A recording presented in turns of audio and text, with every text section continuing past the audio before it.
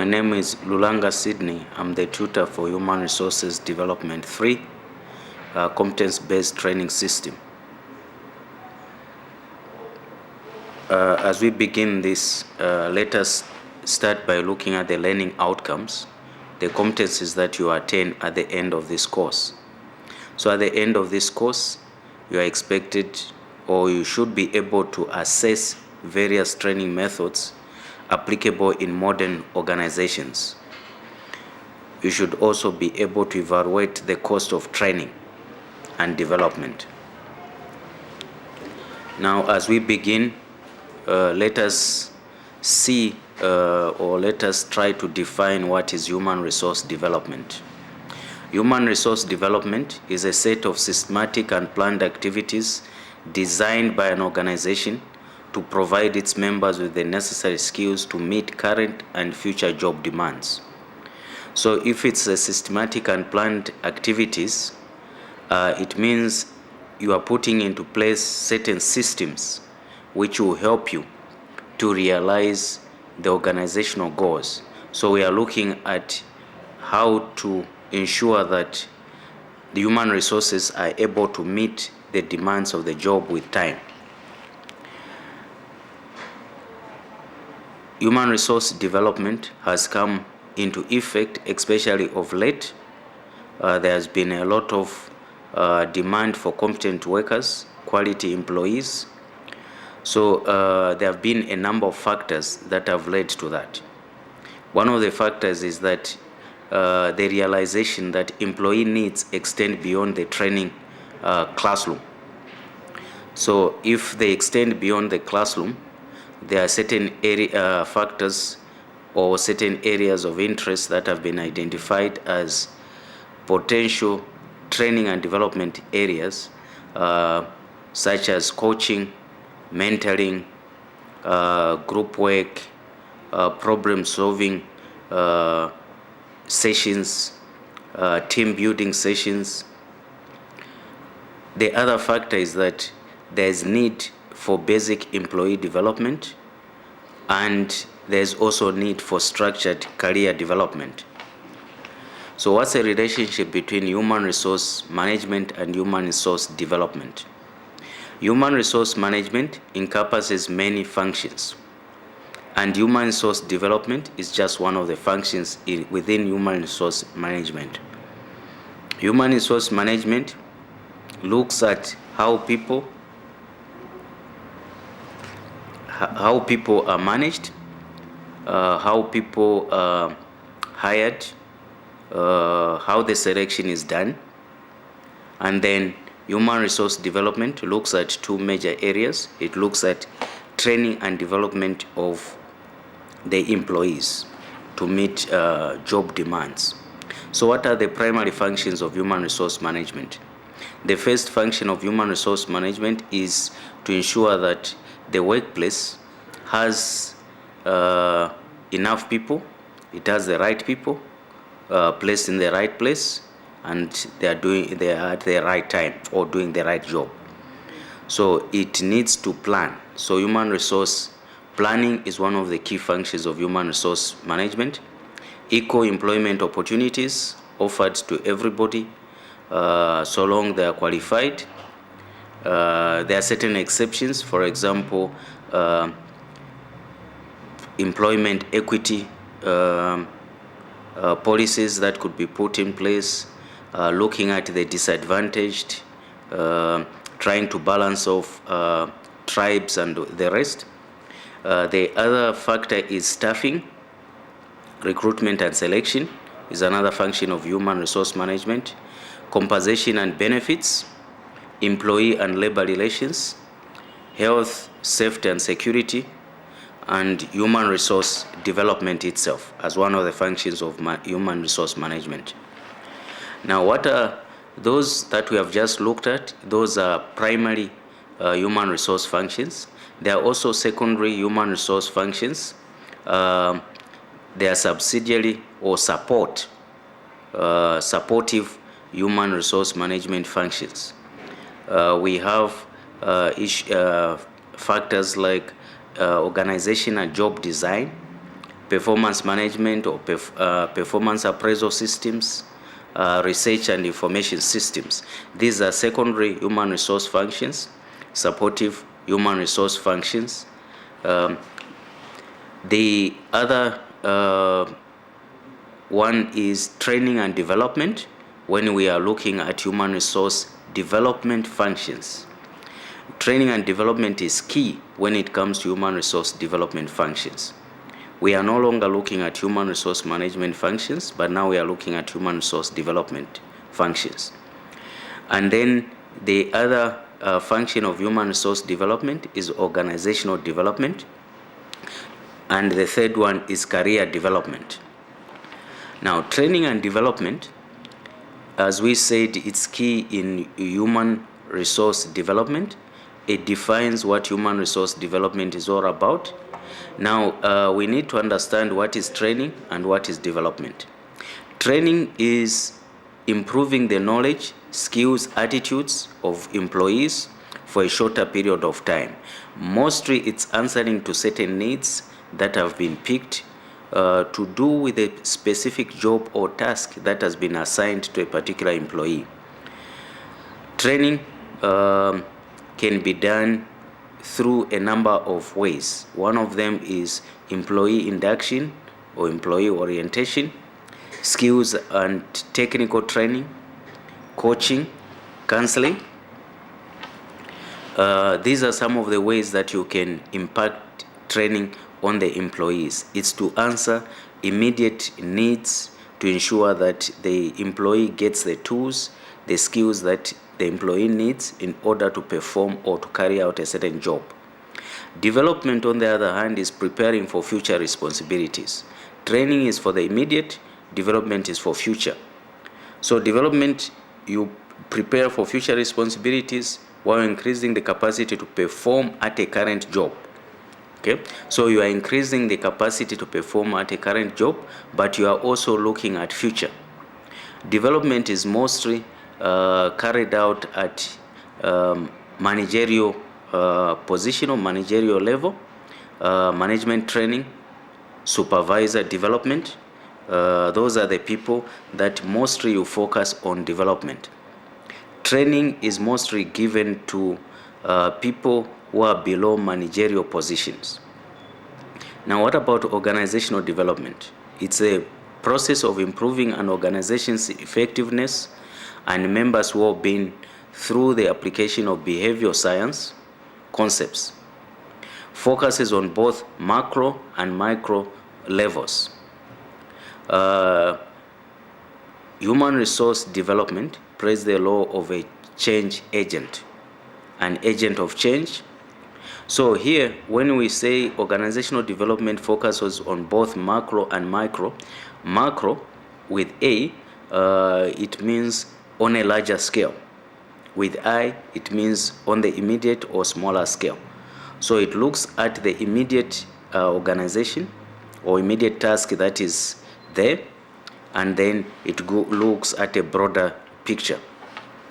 Now, what about career development? Career development is the ongoing process by which individuals progress through series of changes until they achieve their personal level of maximum achievement.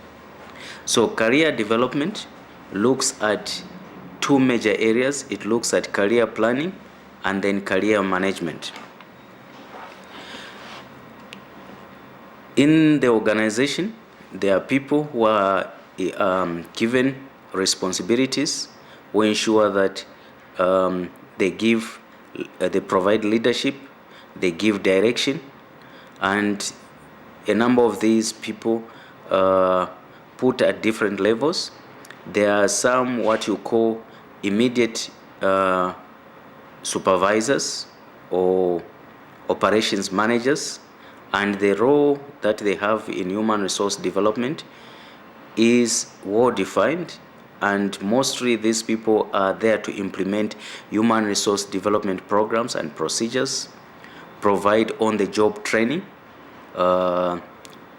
ensure that there is coaching that takes place, mentoring, counseling, They also look into the area of career and employee development, where it can be given, and then they are also considered as frontline participants in human resource development. So organizational structure of human resource development departments depends on the company size, the industry, or the experience that the organization has, how it has matured over a period of time. So we cannot define what type of structure an organization should have when it comes to deciding or defining how human resource development department should look like. It depends. If it's a larger organization, it will have what you call human resource director or human resource manager, who becomes part of the institutional component of the company. He contributes to the revenue for the company. He is not only there to ensure that the employees benefit, but also that the company benefits. So he contributes. He does not only use the resources that are there. There are a number of HRD jobs and roles that we can look at. For example, you can have an executive in looking after human resource development. You can call him human resource director or human resource manager.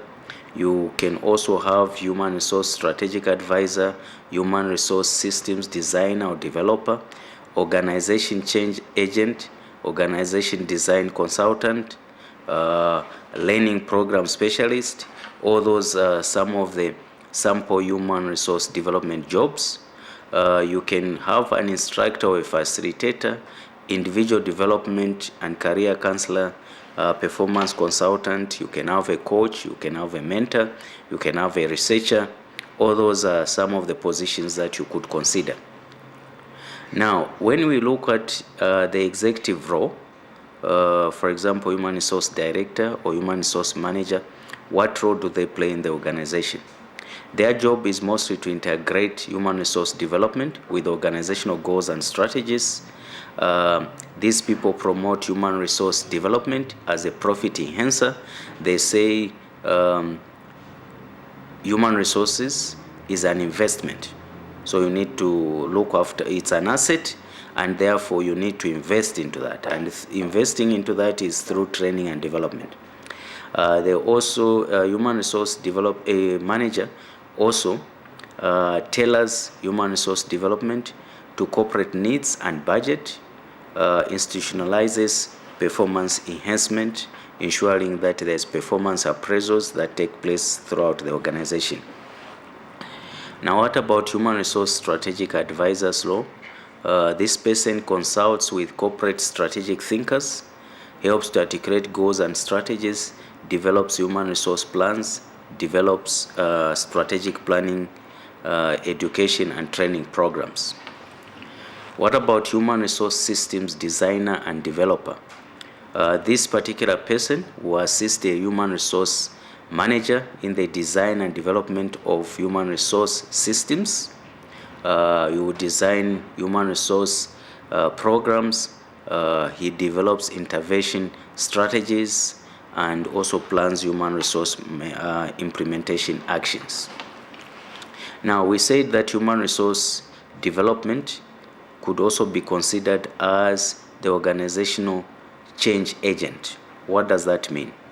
It means that through human resource development, we are able to develop more efficient work teams. We are able to improve quality management, implement intervention strategies, and then develop change reports. Now, organization design consultant, this person designs work systems, develops effective alternative work designs, and then implements changed systems. So he designs work systems, and then you put into effect change, and then this person actually implements, apart from designing, ensures that the change that is being propagated, is implemented, and then also participates in evaluating that change. What about the learning program specialist? This person identifies needs of learners or needs of employees. For example, if employees are meeting challenges in meeting the set goals, the organizational objectives, then has to realize ways in which to close up that gap. This person also develops and designs learning programs, prepares learning materials and learning aids, develops program objectives, lesson plans, and strategies. What about the instructor and facilitator? This one presents learning materials, leads and facilitates structured learning experiences, selects appropriate instructional methods and techniques, and then delivers instruction. Now, for individual development and career counselor, this person assists individual employees in career planning, develops individual assessments, facilitates career workshops, and provides career guidance. Performance consultant coach, this person advises line management on appropriate interventions to improve individual and group performance, provides intervention strategies, develops and provides coaching designs, and then implements coaching activities. Finally, we come to the researcher. What does the researcher do? In research, there's a lot of development, human resource development that takes place. The researcher assesses human resource development practices and programs in place, determines the effectiveness of these programs, and then develops requirements for changing human resource development and practices to address current and future demands or current and future challenges, current and future problems. Now, what are some of the challenges that human resource development faces today? Today, there have been a lot of changes in the workplace, especially when it has come to demographics, the issue of gender, the issue of age, the issue of ethnicity, race, etc. So there have been a lot of changes in the workforce, and then the globalization is another challenge to human resource development. And then the issue about eliminating the skills gap, need for lifelong learning, and need for organizational learning. So how would an organization, for example, compete in the global economy? An organization needs to take in cognizance of the new technologies that are in place, need for more skilled and educated workers. The organization needs to be culturally sensitive, be a team player, a problem solver, and enjoy communication skills or communication channels within the organization. So why should we be concerned, or why should an organization be concerned about competence-based training systems? Because organizations change.